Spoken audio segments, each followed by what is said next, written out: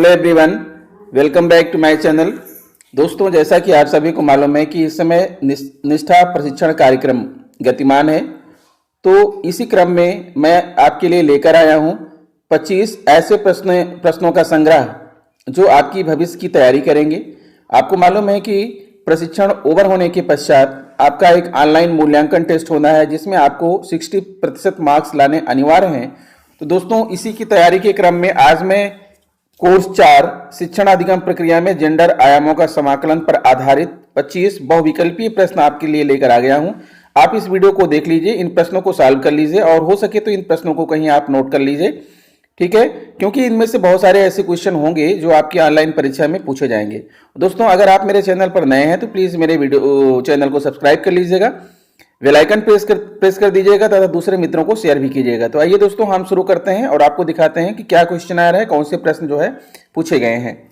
हाँ, तो दोस्तों, जैसा कि आप देख पा रहे हैं, इन प्रश्नों को मैं गूगल फॉर्म के माध्यम से आपके सामने लेकर आया हूं। अभी मैं आपको प्रश्न भी दिखाता हूं और आपको उसके आंसर भी बताता हूं।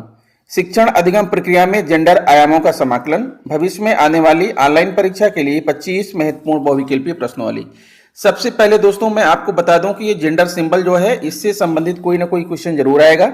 और आप देख पा रहे हैं, यहां पर मैंने आपको जेंडर सिंबल दिखाया है कि मेल के लिए कैसा होगा, फीमेल के लिए कैसा होगा, ट्रांसजेंडर के लिए कैसा होगा, लेस्बियन का सिंबल कैसा होगा, बाइसेक्सुअल का कैसा होगा और एंड्रोजाइन का सिंबल कैसा होगा। दोस्तों, और भी बहुत सारे ऐसे जो है जेंडर सिंबल हैं, लेकिन आपके लिए जो जरूरी है, हमारे लिए जो जरूरी है, वही मैं इस वीडियो में शामिल किया हूं। तो आप इनको भली भांति पहचान लीजिए। आइए देखिए, आपके सामने पहला क्वेश्चन आपकी स्क्रीन पर दिख रहा है। कक्षा में बच्चों की रूपरेखा निर्धारण में महत्वपूर्ण आयाम है क्या? कक्षा का सामाजिक शैक्षणिक ढांचा, बहुवर्गीयता, बहुजातीयता या उपर्युक्त सभी। बताइए दोस्तों, इस प्रश्न का राइट आंसर क्या होना चाहिए? According to me the right answer of this question is the last option, उपर्युक्त सभी। ये सही है। फिर आगे बढ़ते हैं, अगला प्रश्न देखते हैं। क्वेश्चन नंबर 2 आप देख पा रहे हैं, कक्षा में प्रवेश करने वाला प्रत्येक बच्चा अपने परिवार या समुदाय से बिना कुछ सीखे प्रवेश करता है। यह कथन सत्य है, असत्य है या इनमें से कोई नहीं? बताइए दोस्तों, कक्षा में प्रवेश करने वाला प्रत्येक बच्चा अपने परिवार या समुदाय से बिना कुछ सीखे प्रवेश करता है। मेरे हिसाब से दोस्तों, यह कथन असत्य है, क्योंकि कोई भी बच्चा जो है प्रवेश करता है उस समय अपने परिवार या समुदाय से बहुत कुछ सीख करके आता है, तो इसलिए यह कथन जो है आपका असत्य होगा। आइए आगे बढ़ते हैं। अगला प्रश्न आपकी स्क्रीन पर दिख रहा है। शिक्षण अधिगम प्रक्रिया में जेंडर आयामों का समाकलन मॉड्यूल सहायक होगा। किस लिए? शिक्षकों एवं बच्चों की मौजूदा जेंडर पक्षपातपूर्ण रवैया एवं व्यवहार की पहचान करने में, विभिन्न विषयों के समव्यवहार में जेंडर संवेदनशीलता शैक्षणिक प्रक्रियाओं का विकास करने में, कक्षागत वातावरण और जेंडर संवेदनशीलता को बढ़ावा देने वाली अधिगम गतिविधियों का उपयोग और उन्हें ग्रहण करने में, या उपर्युक्त सभी। आपको क्या लगता है? मेरे हिसाब से तो यहाँ पर तीनों ही विकल्प सही हैं, क्योंकि शिक्षण अधिगम प्रक्रिया में जेंडर आयामों का समाकलन मॉड्यूल इन सभी चीजों में सहायक होगा। तो यहाँ पर हम टिक करने वाले हैं उपर्युक्त सभी पर। आगे बढ़ते हैं और अगला प्रश्न आपकी स्क्रीन पर दिख रहा है। निम्नलिखित में से सही कथन को चुनिए।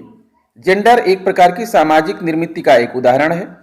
यौन सेक्स शब्द स्त्री पुरुष और अन्य यौनकर्ताओं के बीच एक जैविक अंतर को बताता है। जेंडर स्त्री पुरुष एवं ट्रांसजेंडर के बीच समाज द्वारा निर्धारित एक विशिष्ट संस्कृत भेद है। क्या लगता है दोस्तों, इसमें से कौन सा सही होगा? मेरे हिसाब से तो यहाँ पर जो है आपका तीनों ही विकल्प सही हैं, यानी चौथा टिक करेंगे उपर्युक्त सभी। चलिए, 5वां प्रश्न आपके सामने आ रहा है, आप इसको देखिए। जेंडर के विषय में क्या सत्य है? जेंडर संबंध और प्रकार यह गतिशील है। जेंडर सामाजिक अंतःक्रियाओं के इतिहास से प्रभावित होते हैं। उपर्युक्त दोनों या इनमें से कोई नहीं? तो मेरे हिसाब से यहाँ पर उपर्युक्त दोनों ही कथन सही है, इसलिए हम यहाँ पर टिक करेंगे उपर्युक्त दोनों में। फिर आगे बढ़ते हैं, अगला प्रश्न आपकी स्क्रीन पर है। यह सुनिश्चित करने के लिए कि लड़कियां भी सीखने की प्रक्रिया में सक्रिय रूप से शामिल हों, एक शिक्षक को क्या करना चाहिए? शिक्षकों को पहले सभी विद्यालय गतिविधियों में जेंडर भेदभाव की पहचान करनी चाहिए। कक्षा में और कक्षा के बाहर की गतिविधियों की योजना निर्माण और कार्यान्वयन करना चाहिए। उपर्युक्त में से कोई नहीं या उपर्युक्त दोनों विकल्प सही हैं? तो यहां मेरे हिसाब से उपर्युक्त दोनों ही विकल्प सही हैं, राइट है। आगे बढ़ते हैं, अगला प्रश्न आपकी स्क्रीन पर आ रहा है। एक गुप्त पाठ्यक्रम वह है जो विद्यार्थियों द्वारा विद्यालय में औपचारिक पाठ्यक्रम का हिस्सा हो सकता है, विद्यार्थियों द्वारा विद्यालय में औपचारिक पाठ्यक्रम का हिस्सा नहीं भी हो सकता है। उपर्युक्त दोनों विकल्प सही हैं या इनमें से कोई नहीं। तो इस प्रश्न का राइट आंसर होगा दोस्तों उपर्युक्त में से दोनों विकल्प सही हैं, क्योंकि औपचारिक पाठ्यक्रम का हिस्सा हो भी सकता है और नहीं भी हो सकता। अगला प्रश्न है, निम्न में से कौन हिडन पाठ्यक्रम का हिस्सा है? जेंडर के आधार पर कक्षा और स्कूल के भीतर बैठने के स्थानों का विभाजन, लड़के और लड़कियों को अलग अलग कार्य सौंपना, रोजमर्रा की स्कूल गतिविधियों में अभ्यास, पुरस्कार और दंड की व्यवस्थाएं, या उपर्युक्त सभी। तो यहां पर आपका उपर्युक्त सभी ये जवाब आपका सही होगा। अगला क्वेश्चन है, शिक्षकों का लेबलिंग पैटर्न आता है किसके अंतर्गत? पाठ्यक्रम में आता है, जेंडर संवेदनशीलता में आता है, हिडन पाठ्यक्रम में आता है, या उपर्युक्त में से कोई नहीं। तो शिक्षकों का लेबलिंग पैटर्न हिडन पाठ्यक्रम का एक हिस्सा है, इसलिए यहां पर ऑप्शन थर्ड में हम टिक करेंगे। आगे बढ़ते हैं, अगला प्रश्न आपके सामने है, निम्नलिखित में से कौन एक जेंडर मिथक है?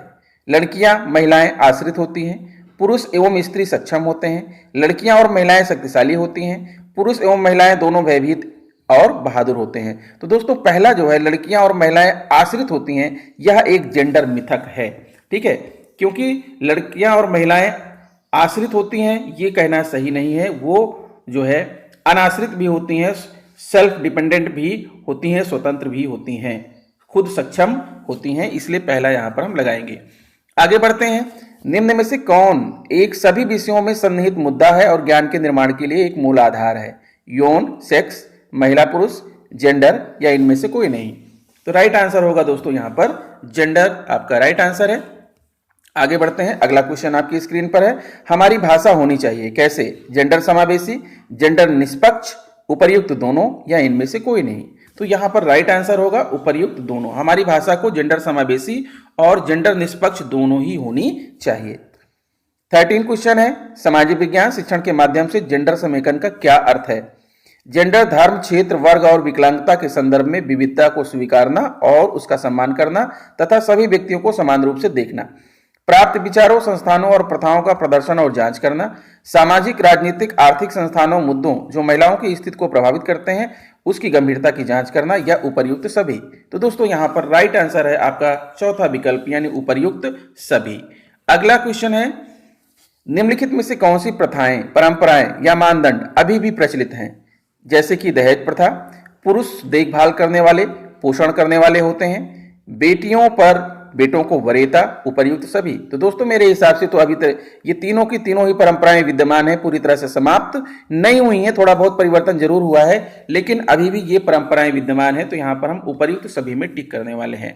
आगे बढ़ते हैं, निम्न में से कौन सी प्रथाएं या परंपराएं, मानदंड अब प्रचलित नहीं है? अस्पृश्यता का चलन, लड़कियों की शारीरिक गतिशीलता पर प्रतिबंध, विधवाओं की पृथकता, उपर्युक्त सभी। तो दोस्तों ये तीनों ही विकल्प जो है अब प्रचलन में नहीं है। कहीं पर जो है पिछड़ी, जो बहुत ही पिछड़े एरिया, रूट एरियाज हैं, वहां पर ऐसा हो सकता है, लेकिन जो शहरी क्षेत्र हैं या जो जागरूक क्षेत्र हैं वहां पर अब ये विद्यमान नहीं है। तो यहां पर उपर्युक्त सभी में टिक करेंगे। आगे बढ़ते हैं, विज्ञान शिक्षण के माध्यम से जेंडर समेकन का क्या अर्थ है? विज्ञान वर्ग, जाति, जेंडर और धर्म के आधार पर पूर्वाग्रहों को कम करने में मदद करते हुए तर्क संगत सोच को विकसित करता है। विज्ञान के माध्यम से विद्यार्थियों को सिखाया जा सकता है कि शारीरिक रूप से अंतर किसी की श्रेष्ठता या हीनता को नहीं दर्शाता है। सभी यौनों की आंतरिक क्षमताओं को पहचाना जाना चाहिए, ना कि एक दूसरे की तुलना की जानी चाहिए। तो कौन सा विकल्प यहाँ आप सही बताएंगे दोस्तों? मेरे हिसाब से यहाँ पर सभी सही है, उपर्युक्त सभी में टिक करना होगा। आगे बढ़ते हैं, अगला प्रश्न आपके सामने आ रहा है, देखिए, प्रत्येक जेंडर का पारिवारिक संपत्ति में समान अधिकार है, पुरुषों महिलाओं का एकाधिकार है, ट्रांसजेंडर का बिल्कुल अधिकार नहीं है, या उपर्युक्त में से कोई नहीं। तो इसमें से कौन सा कथन सत्य है? तो दोस्तों पहला कथन आपका सत्य होगा, समान अधिकार है। सभी, कोई भी जेंडर हो, संपत्ति में उसका समान अधिकार होता है। आगे बढ़ते हैं, अगला प्रश्न है, जब किसी का जेंडर संदर्भ ज्ञात होता है तब उसे प्रायः पुरुषवाची संबोधन दिया जाता है, स्त्रीवाची संबोधन दिया जाता है, ट्रांसजेंडरवाची संबोधन दिया जाता है, या इनमें से कोई नहीं। तो राइट आंसर होगा यहां पर पहला विकल्प, पुरुषवाची संबोधन दिया जाता है। अगला क्वेश्चन है, जेंडर के बारे में निम्नलिखित में से क्या सही नहीं है? जेंडर पुरुषों, महिलाओं और ट्रांसजेंडर के बीच जैविक अंतर को दर्शाता है। जेंडर संबंध समय के साथ और लोगों के विभिन्न मुद्दों के बीच भिन्न होते हैं। जेंडर महिलाओं, पुरुषों और ट्रांसजेंडर के बीच एक सामाजिक रूप से निर्मित अंतर है या इनमें से कोई नहीं। तो दोस्तों यहाँ पर पहला स्टेटमेंट जेंडर पुरुषों, महिलाओं और ट्रांसजेंडर के बीच एक जैविक अंतर को दर्शाता है, यह गलत है, क्योंकि जैविक अंतर को नहीं बल्कि एक सामाजिक अंतर को दर्शाता है, इसलिए आपका पहला ऑप्शन रॉन्ग है। फिर आगे बढ़ते हैं, क्वेश्चन नंबर 20 है, शिक्षक अपने स्वयं के समाजीकरण के परिणाम स्वरूप जेंडर पक्षपातपूर्ण रवैये को विकसित करते हैं, कैसे?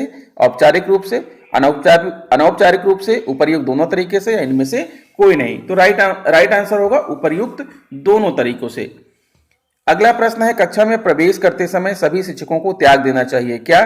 स्वयं का आत्मसम्मान, स्वयं का पूर्वाग्रह, उपर्युक्त दोनों या इनमें से कोई नहीं। तो दोस्तों कक्षा में प्रवेश करते समय सभी शिक्षकों को स्वयं का पूर्वाग्रह त्याग देना चाहिए। अगर आप पूर्वाग्रह से ग्रसित रहेंगे तो आप सही ढंग से कक्षा शिक्षण कार्य नहीं कर पाएंगे। अगला है, क्या यह कथन सही है? राजनीति में सत्ता और अधिकार के पदों को संभालने में पुरुषों की तुलना में महिलाएं कम सक्षम है। हाँ, महिलाएं घर के काम करने के लिए अधिक अनुकूल हैं। हाँ, वह भावनात्मक रूप से कमजोर है और निर्णय लेने में सक्षम नहीं है। नहीं, वह सत्ता और अधिकार के पदों को संभालने में पुरुषों की तरह ही सक्षम है। हाँ, महिलाओं को जैविक रूप से कमजोर यौन सेक्स माना जाता है। तो यहाँ पर राइट आंसर होगा दूसरों ऑप्शन थर्ड। नहीं, वह सत्ता और अधिकार के पदों को संभालने में पुरुषों की तरह ही सक्षम है। आगे है क्वेश्चन 23, निम्नलिखित में से कौन सा वाक्य सही है? महिलाओं का स्थान घर है, लड़के और लड़कियों के साथ बराबरी का व्यवहार किया जाना चाहिए, लड़के लड़कियों से अधिक मेहनती होती हैं, लड़कियों को स्कूल नहीं भेजा जाना चाहिए, वह शादी के लिए बनी है। तो यहाँ पर सही स्टेटमेंट है ऑप्शन नंबर 2, लड़के और लड़कियों के साथ बराबरी का व्यवहार किया जाना चाहिए।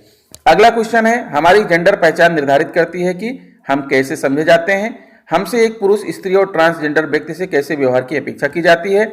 हमारे यौन सेक्स के आधार पर हमारे साथ अलग तरह से व्यवहार हमें समानता तक पहुंचने से रोकता है, या उपर्युक्त सभी। तो यहाँ पर दोस्तों उपर्युक्त सभी होगा। और उसके बाद फिर क्वेश्चन नंबर 25 है, the last question of this video. दोस्तों ध्यान दीजिएगा, गुप्त हिडन पाठ्यक्रम में क्या शामिल है? व्यवहार, दृष्टिकोण, आचरण या उपर्युक्त सभी। तो दोस्तों बताना चाहूंगा कि यहां पर आपका उपर्युक्त सभी ये आपका राइट आंसर होगा। तो आशा करता हूं दोस्तों आपको यह वीडियो पसंद आया होगा। आप इस वीडियो को अपने पास संरक्षित कर सकते हैं, प्रश्नों को लिख सकते हैं, क्योंकि इनमें से बहुत सारे क्वेश्चन ऐसे हैं जो आपकी आने वाली ऑनलाइन परीक्षा में पूछे जा सकते हैं। दोस्तों अगर वीडियो मेरा पसंद आया है तो प्लीज़ मेरे चैनल को सब्सक्राइब कर लीजिए, बेल आइकन को प्रेस कर दीजिए और इसे दूसरे मित्रों को शेयर भी कीजिए। तो इस वीडियो में इतना ही, मिलते हैं आपसे नेक्स्ट वीडियो में। Good bye.